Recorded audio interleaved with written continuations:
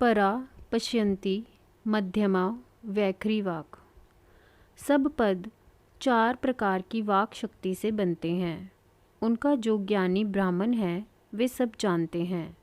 उनमें से 3 सुषुम्ना रूपी गुहा में छिपी रहती हैं, वहाँ से नहीं हिलती।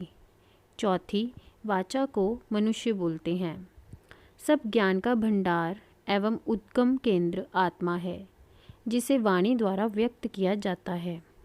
व्यक्त करने से पूर्व उस ज्ञान के स्रोत बुद्धि, स्मृति, संकल्प, विकल्पों के मार्गों से प्रथम भाव, धारणा, फिर विचारों के रूप में सूक्ष्म स्तरों से स्थूल सपाट आत्मिकता भूमि पर उतरकर शब्दों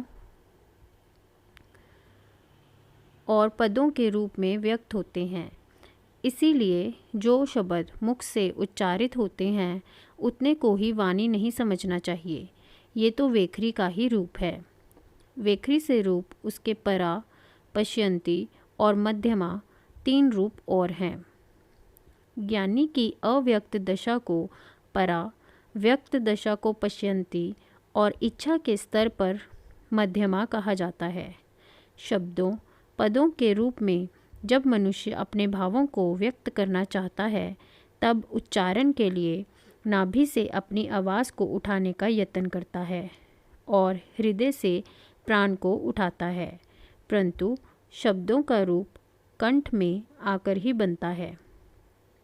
प्रत्येक भाषा में वर्ण, पद और वाक्य की त्रिविध रचना आवश्यक है।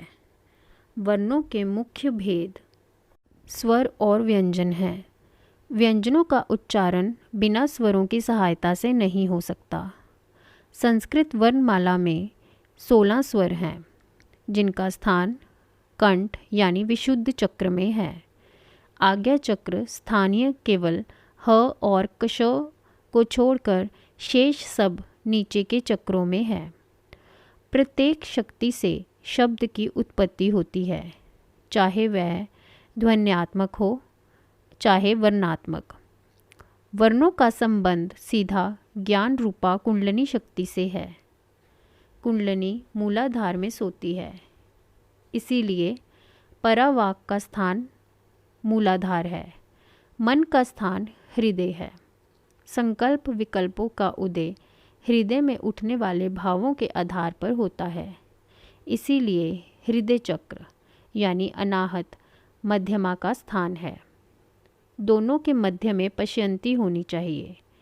वाक को अग्नि का रूप कहा जाता है और अग्नि तत्व का स्थान मणिपुर यानी नाभि चक्र है, वही पश्यन्ति का स्थान है।